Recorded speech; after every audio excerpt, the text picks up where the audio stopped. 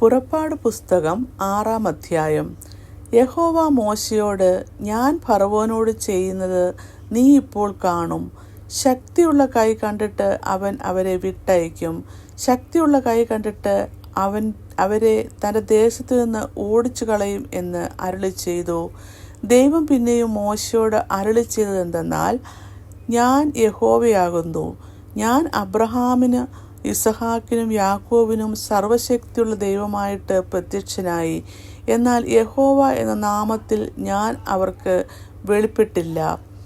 അവർ പരദേശികളായി പാർത്ത Canaan ദേശം അവർക്ക് കൊടുക്കുമെന്ന് ഞാൻ അവരോട് ഒരു നിയമം ചെയ്തിരിക്കുന്നു. മിസ്രൈമ്യർ അടിമകളായിരിക്കുന്ന ഇസ്രായേൽ മക്കളുടെ ഞരക്കം ഞാൻ കേട്ട് എൻ്റെ നിയമം ഓർത്തുമിരിക്കുന്നു. അതുകൊണ്ട് നീ ഇസ്രായേൽ മക്കളോട് പറയേണ്ടത് എന്തെന്നാൽ, ഞാൻ യഹോവയാകുന്നു.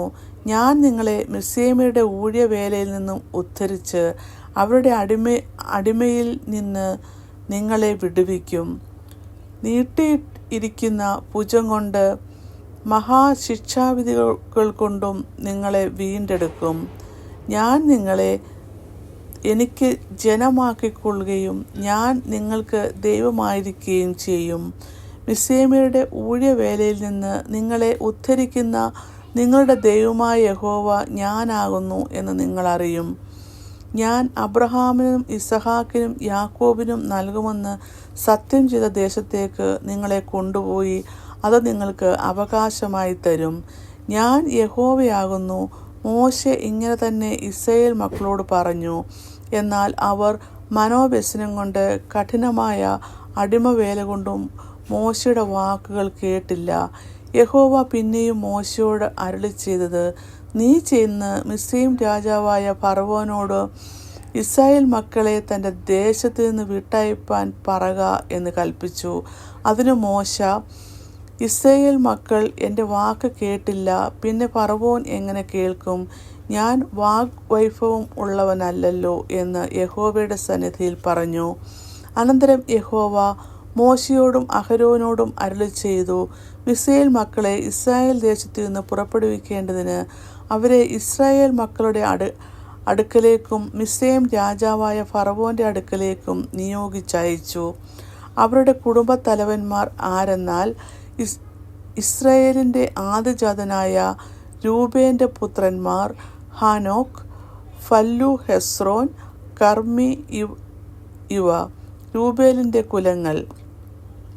ശിമിയോൻ്റെ പുത്രന്മാർ യമുവേൽ, യാമീൻ, ഓഹദ്, യാഖീൽ, സോഹർ. കനാന്യ സ്ത്രീയുടെ മകനായ ശൗൽ. ഇവ ശിമയോൻ്റെ കുലങ്ങൾ. വംശപാരമ്പര്യപ്രകാരം ലേവിയുടെ പുത്രന്മാരുടെ പേരുകൾ ഇവ: ഗെർശോൻ, കഹാത്ത്, മെരാരി. ലേവിയുടെ ആയുഷ്കാലം 137 സംവത്സരം ആയിരുന്നു. ഗെർശോന്റെ പുത്രന്മാർ കുടുംബസഹിതം ലിബ്നിയും ശിമെയിയും ആയിരുന്നു. കഹാത്തിന്റെ പുത്രന്മാർ അമ്രാൻ, ഇസ്രാർ, ഹെബ്രോൻ, ഉസ്സിയേൽ. കഹാത്തിന്റെ ആയുഷ്കാലം 133 സംവത്സരം. മെരാരിന്റെ പുത്രന്മാർ മഹ്ലി, മൂശി. ഇവർ വംശപാരമ്പര്യപ്രകാരം ലേവിയുടെ കുലങ്ങൾ ആകുന്നു. അമ്രാം തൻ്റെ പിതാവിൻ്റെ സഹോദരിയായ യോഖേബെദിനെ വിവാഹം കഴിച്ചു. അവൾ അവന് അഹരോനെയും മോശയെയും പ്രസവിച്ചു.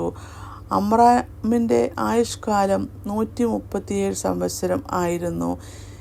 ഇസഹാരിൻ്റെ പുത്രന്മാർ കോരഹ്, നെഫക്, സിക്രി. ഉസ്ലിയേലിൻ്റെ പുത്രന്മാർ മിശായേൽ, എൽസാഫർ, സിത്രി. അഹരോൻ അമ്മി നദാബിൻ്റെ മകളും നഹശോന്റെ സഹോദരിയുമായ എലീശേബയെ ഭാര്യയായി പരിഗ്രഹിച്ചു. അവൾ അവന് നാദാബ്, അബീഹു, എലയാസർ, ഈഥാൻമാർ എന്നിവരെ പ്രസവിച്ചു. കോരഹിൻ്റെ പുത്രന്മാർ അസൂർ, എൽക്കാന, അബിയാസഫ്. ഇവ കോരഹ്യകുലങ്ങൾ. അഹരോന്റെ മകനായ എലയാസർ പുത്രിയേലിൻ്റെ പുത്രിമാരിൽ ഒരുത്തിയെ വിവാഹം കഴിച്ചു.